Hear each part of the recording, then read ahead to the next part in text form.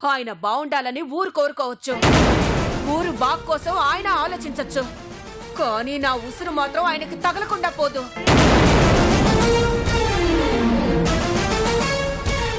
ఆవిడ అన్ని మాటలు అంటున్నా, దుమ్మెత్తి పోసినా తాతయ్య మాత్రం ఒక్క మాట కూడా తిరిగి మాట్లాడలేదత్తయ్య. అసలేం జరిగిందత్తయ్య? కొన్నేళ్ల క్రితం జరిగిన సంఘటన కృష్ణ.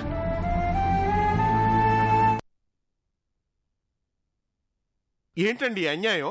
పూచికత్తుగా ఉంచుకోవటానికి ఆమె ఏమన్నా వస్తువా? నా భార్య. అసలు మీరు మాట్లాడే దాంట్లో ఏమన్నా అర్థం ఉందా? మరి నువ్వు మాట్లాడే మాటల్లో అర్థం ఉందా? నువ్వు తప్పు చేసి ఊరిని తప్పు పట్టడం నా దృష్టిలో నువ్వు చేసిన అతిపెద్ద నేరం. అప్పు తీర్చలేను, మీరే ఏదో ఒక దారి చూపించండి అని ఉంటే నిన్ను కాపాడే ప్రయత్నం చేసి ఉండేవాణ్ణి. కానీ నువ్వు ఎప్పుడైతే ఈ ఊరిని దరిద్రం అన్నావో అప్పుడే ఆ ఆలోచన తుడిచిపెట్టుకుపోయింది. ఎప్పుడైతే నువ్వు బ్రతకడానికి పీల్చిన ఈ ఊరి గాలి విషం అన్నావో అప్పుడే నీలో ఉన్న విషం నాకు కనబడింది. ఎప్పుడైతే ఈ ఊరి నీళ్లను మురికి నీళ్లన్నావో అప్పుడే నీ భార్య కన్నీళ్లు కూడా నీకు సాయపడ్డానికి పనికిరాకుండా పోయింది. దరిద్రం ఊరు కాదురా, ఈ ఊరిని కోల్పోతున్న నువ్వు నిష్ఠ దరిద్రుడివి. వెళ్ళు. నీకు అనుకూలంగా ఉన్న చోట చేతనైన పని చేసి వీళ్ళ అప్పు తీర్చు. అంతవరకు నీ భార్య పిల్లడికి ఏ లోటు రాకుండా చూసే బాధ్యత ఈ ఊరిది. ఈ ఊరు శ్మశానం అన్నావుగా, ఇక నువ్వు ఏ స్వర్గంలో ఉండి సంపాదిస్తావో సంపాదించు. అయ్యా, అంత కఠినమైన నిర్ణయం తీసుకోకండి అయ్యా. భర్త లేకుండా ఆడదాని బతుకు నరకంగా ఉంటుందయ్యా. ఉన్న ఒక్క దిక్కు లేకపోతే నా బతుకు అన్యాయం అయిపోతుందయ్యా. మీకు పుణ్యం ఉంటుంది, దయచేసి మీ తీర్పుని మార్చి చెప్పండయ్యా. మీరు ఏ శిక్ష వేసినా ఈ ఊళ్ళోనే వేయండి, అంతేకాని నా భర్తని నన్ను దూరం చేయకండయ్యా. కనీసం ఈడి మొహం చూసైనా కనికరించండి అయ్యా. మీ కాళ్ళు పట్టుకుంటానయ్యా. నీ భర్త తన తప్పుని కప్పిపుచ్చుకోవాలని ఊరిని నిందించాడు. అన్నం పెట్టిన ఈ నేలనే అవమానించాడు. అలాంటి వాడికి ఈ ఊళ్ళో స్థానం ఉండదు. నిన్ను నీ భర్తని విడదీయాలన్న ఆలోచన నాకు లేదమ్మా. కానీ అలా ఉంటేనే వాడికి తెలిసొస్తుంది. ఏ ఊరినైతే వాడు అవమానించాడో ఆ ఊరే నీకు నీ పిల్లాడికి బ్రతుకునిస్తుంటే అది చూసి వాడు చేసిన నేరం ఎంత ఘోరమైందో వాడికి తెలియాలి. అయ్యా, ఆడేదో మూర్ఖత్వంతో అన్నాడయ్యా, పట్టించుకోకండయ్యా. ధర్మప్రభువులు, మీరు కూడా జాలి చూపించకపోతే ఎవరికి చెప్పుకోమయ్యా. అవసరమైతే ఊరంతటికి ఊడిగం చేస్తామయ్యా, అంతేకాని మమ్మల్ని విడగొట్టకండయ్యా. ఒంటరిదాన్ని అయిపోతానయ్యా. పిల్లాడున్నాడు, పాపం అని వదిలేయండి అయ్యా. చూడమ్మా, నీ భర్త అత్యాశకు పోయి అప్పుల పాలయ్యాడు. తల్లి పాల తీయదనం తెలియక తాగిన పాలని తల్లిని కించపరిచాడు. ఈ ఊరు ఇక్కడున్న వాళ్ళందరికీ అమ్మలాంటిది. అమ్మ గురించి తప్పుగా మాట్లాడడం అమానుషం. అది నేను సహించను.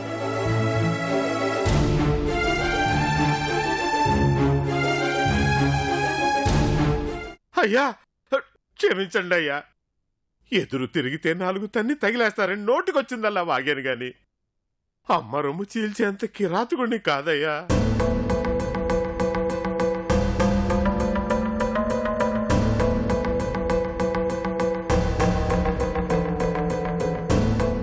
అప్పు తీర్చలేనని అర్థమయ్యి ఈ సమస్య నుంచి బయటపడటానికి ఇంత నీచమైన ఆలోచన చేశాను.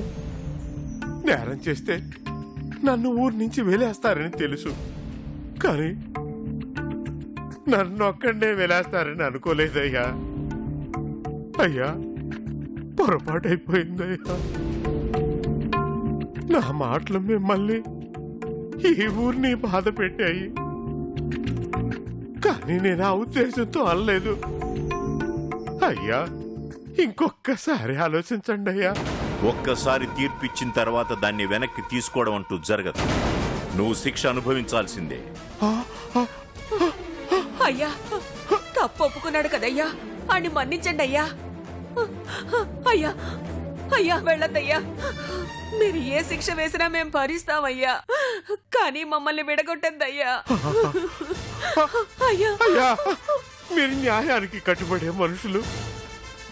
మీరు తీర్పుని వెనక్కి తీసుకోలేరని తెలుసు, కానీ మీ తీర్పు కట్టుబడి నేను బతకలేనయ్యా. నా భార్య పిల్లలకి నేను దూరంగా ఉండలేనయ్యా. అట్టగని అంత డబ్బు సంపాదించి నేను చేసిన అప్పు తీర్చలేను. మీ తీర్పు కట్టుబడి ఎక్కడో ఒక చోట ఒంటరిగా బతకటం కన్నా భార్య పిల్లలకి అండగా నిలబడలేకపోయేనే అన్న అవమానం కన్నా నేను చావటమే మంచిది. నేను చావటమే మంచిది. నాకు బతికే అర్హత లేదయ్యా. అయ్యా అయ్యా అయ్యా అయ్యా అయ్యా అయ్యా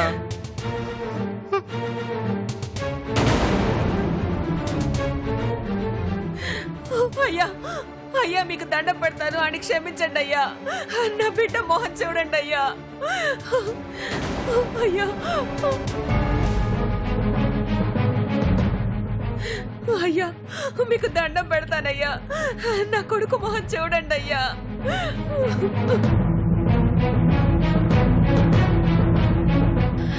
అయ్యా వదిలేయండి అయ్యా.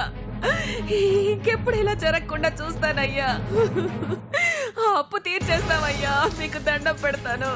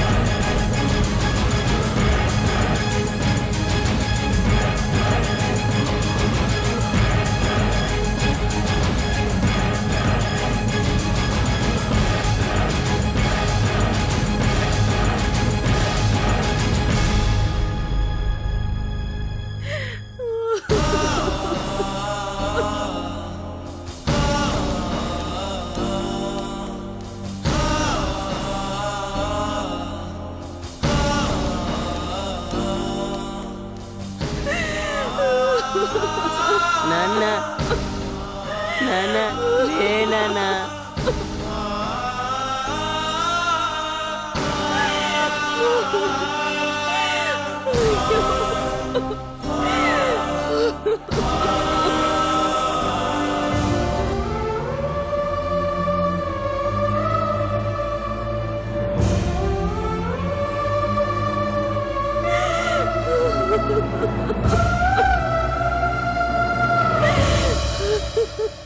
ఏమయ్యా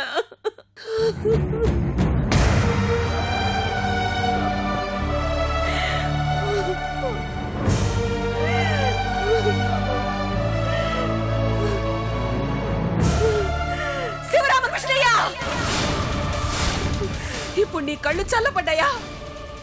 నీకు తృప్తిగా ఉందా? నీ తీర్పు నెగ్గినందుకు ఆనందంగా ఉందా? నాశనం అయిపోతావు శివరామకృష్ణయ్య. నా భర్త శవం మీద ఒట్టేసి చెప్తున్నాను, ఈ ఊరి పెద్దగా అహంకారంతో విర్రవీగుతున్న నిన్ను నామరూపాలు లేకుండా చేస్తాను. ఏ ఊరి జనం ముందు కనికరం లేకుండా నా కంటతడికి కారణమయ్యావో, అదే ఊరి జనం ముందు నిన్ను కంటతడి పెట్టేలా చేస్తాను. గుర్తుంచుకో, ఈ రోజు నా భర్త ఎలా అవమానం భరించలేక చచ్చిపోయాడో, అలాగే నువ్వు ఏదో ఒక రోజు అదే అవమాన భారంతో చస్తావు. ఇకపై నేను బతికేది నీ చావు కోసమే.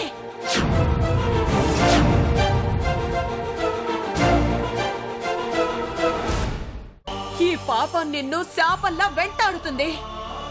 ఊరంతా కలిసి నాకు నా కొడుక్కి సాయం చేస్తానన్నారు కదా, కానీ నేను ఎవరి సాయం లేకుండా ఇదే ఊర్లో బతుకుతాను. నన్ను చూసిన ప్రతిసారి నీకు నువ్వు చేసిన పాపం గుర్తుకు రావాలి. నా భర్త ఆత్మఘోష ఈ ఊర్లో ఇంటింటికి వినిపిస్తూనే ఉంటుంది. నన్ను నా కొడుకుని ఒంటరి వాళ్ళని చేసి ఈ ఊరు ప్రశాంతంగా ఎలా ఉంటుందో నేను చూస్తాను. జాగ్రత్తగా ఉండు శివరామకృష్ణయ్య. ఏ రోజుకైనా నీ పతనానికి కారణం నేనే.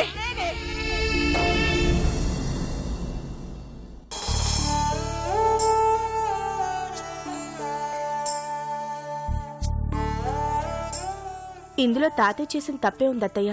తప్పు లేదని అందరికీ తెలుసు కృష్ణ. కానీ చేసిన తప్పుకి తన భర్తని క్షమించమని కాళ్ల మీద పడి ప్రతిమలాడినా నాన్నగారు నిర్ణయాన్ని మార్చుకోలేదు. సుధా నాన్నగారి మీద ద్వేషాన్ని పెంచుకుంది.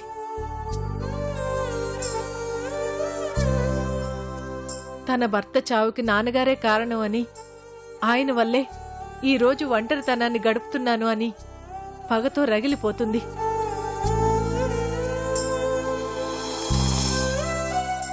కానీ తన వల్ల ఆవిడికి నష్టం జరిగిందన్న బాధతో, తనకి ఏదో రకంగా సహాయం చేయాలన్న ఉద్దేశంతో నాన్నగారు ప్రతి నెల సరుకులు తీసుకువెళ్ళి ఆవిడింట్లో ఇస్తారు.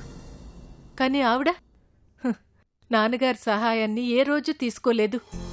ప్రతిసారి తిప్పి పంపించేసింది.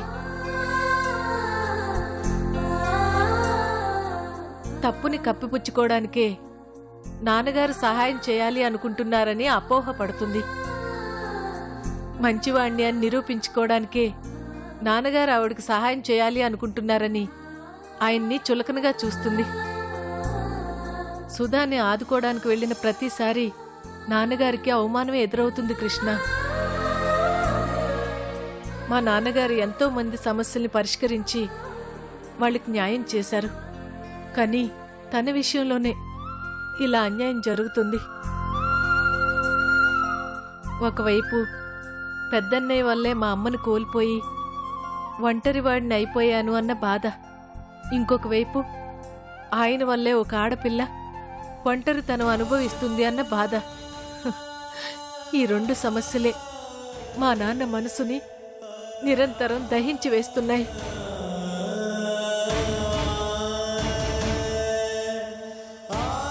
నాన్నగారు మా అన్నయ్యని క్షమించరు. ఆ సుధా మా నాన్నగారిని క్షమించదు. ఈ రెండు జరిగినప్పుడే అటు నాన్నగారి జీవితంలో, మా జీవితాల్లో పూర్తి సంతోషం నిండుతుంది.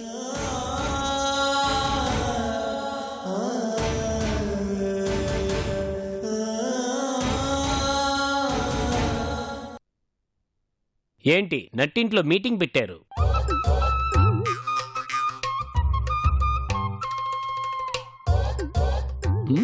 అప్పుడే ప్యాకెట్లో డబ్బులన్నీ పోగొట్టుకున్నావా? ఇంత త్వరగా తిరిగొచ్చావు? దీన్ని తెలివిగా నేను కమెంట్ చేద్దాం అనుకుంటుంటే ఇది నా శత్రువు ముందే కామెంట్ చేస్తుందేంటి? తెలిసి అడుగుతున్నావా తెలియక అడుగుతున్నావా? హ్మ్? ఏంటలా? ఎప్పుడైనా నేను ప్యాకెట్కి టిఫిన్ తినకుండా వెళ్ళానా? కడుపులో ఆకలేస్తుంటే చేతులు ముక్కలు వణుకుతాయి కదా. నిజంగా పేకాట అంత గొప్పదా మావయ్య? పేకాట పిచ్చి పిల్ల, పేకట పిచ్చి నీకేం తెలుసు? పేక ఒక అద్భుతమైన విషయం. పేకలో అద్భుతమైన ముక్కలుంటాయి. అందుకే ప్రపంచంలో ప్రతి ఒక్కరూ పేక ఆడాలని చెప్తున్నాను నేను. మీలో ఇంత టాలెంట్ ఉందా అండి?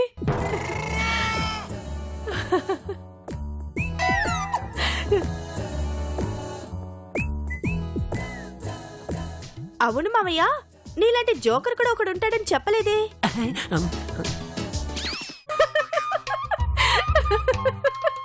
నవ్వింది చాలు. అరే భర్త అనేవాడు ఒకడున్నాడే, కాఫీ తాగాడా, టిఫిన్ తిన్నాడా, వాడికి ఏమైనా కావాల్సి వస్తుందా, అవన్నీ పట్టించుకోవడం మానేసి సోది కబుర్లు చెప్తూ కూర్చుంటారా? నువ్వు తెలిసి అడుగుతున్నావా తెలియక అడుగుతున్నావా? ఏంటి రివర్స్ పంచా? లేకపోతే మరేమిటి? ఈ రోజు మా అమ్మ ఆబ్దికం. ఆ కార్యక్రమం పూర్తయ్యేంత వరకు ఏమీ తినకూడదన్న విషయం గుర్తులేదా? ఇది టూ మచ్. అలా ఎక్కడైనా కొడుకులు మాత్రమే తినకుండా ఉంటారు. నాలాంటి ఇల్లరికం అల్లుళ్ళకి ఇవన్నీ వర్తించవు తెలుసా? ఏ ఆస్తిలో వాటాలు పంచే విషయంలో ఇంటి అల్లుని కూడా సమానంగా చూడాలి గాని ఈ విషయంలో చూడకూడదా? అయినా ఒక్క పూట పొట్ట ఖాళీగా ఉన్నంత మాత్రాన్ని పోయేదేమీ లేదు గాని వెళ్ళి మా వాళ్ళకి పనిలో సహాయం చెయ్యి, కాస్త పుణ్యమైనా వస్తుంది. పద కృష్ణ, ఈయనతో మాట్లాడడం టైం వేస్ట్. మనకు అవతలు చాలా పనులున్నాయి.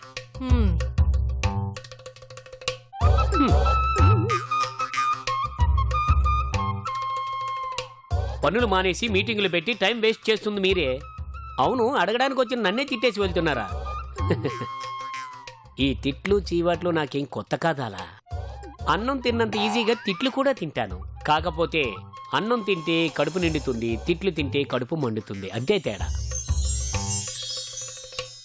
నా కడుపు మంట ఎన్ని రోజులుంటుందిలే. ఒక్కసారి ఆస్తి నా చేతిలోకి రాగానే అందరినీ ఒక ఆట ఆడుకుంటాను. ఆట ఆడిస్తాను.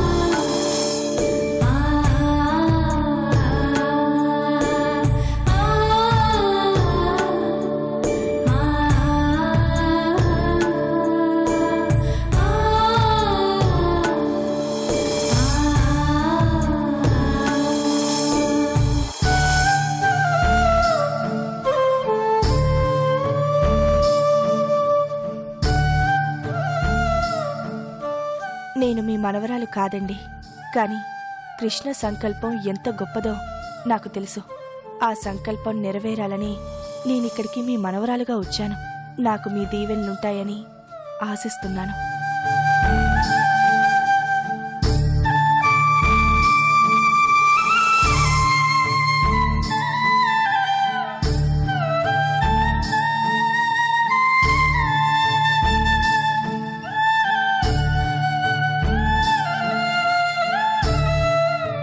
కృష్ణ, నాన్నగారు వస్తున్నారు.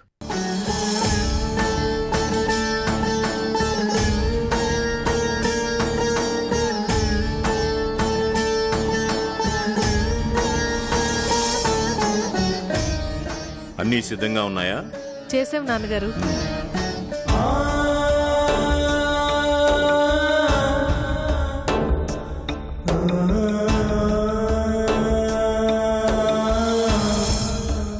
రండి. అయ్యా నమస్కారం.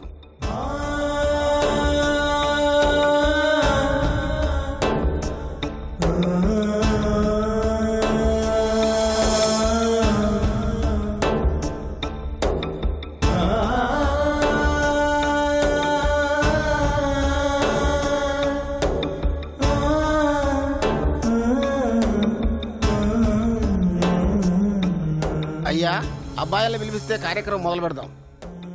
లక్ష్మి, వాళ్ళని పిలు.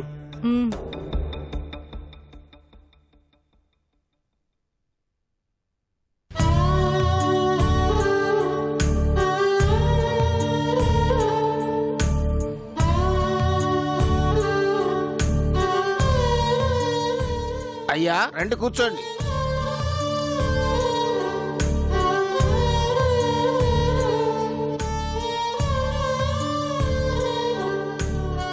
చెయ్యి పెట్టండి అయ్యా. ఆచమ్య కేశవాయ స్వాహ, నారాయణాయ స్వాహ, గోవిందాయ స్వాహ, అచ్యుతాయ నమః. హస్తం ప్రక్షాళయామి. కేశవాయ స్వాహ, నారాయణాయ నమః, అచ్యుతాయ నమః, త్రివిక్రమాయ నమః, శ్రీకృష్ణాయ నమః.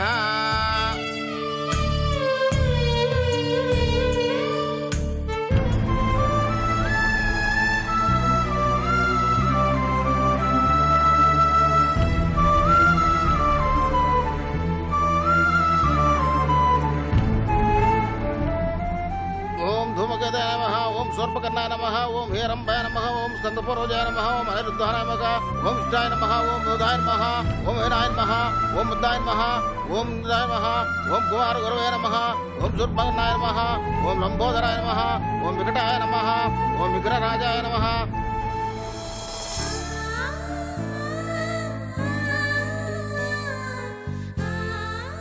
అమ్మా, ఎవరమ్మా ఈ అమ్మాయి? మా అన్నయ్య విశ్వనాథం గారు అమ్మాయండి, అమెరికా నుండి వచ్చింది. అలా చెప్పండి. అందుకే జానకమ్మ గారి కళ ఈ అమ్మాయిలో ఉట్టిపడుతుంది. పంతులు గారు, ఆ అమ్మాయి నా మనవరాలు కాదు, ఈ ఇంటి పని మనిషి.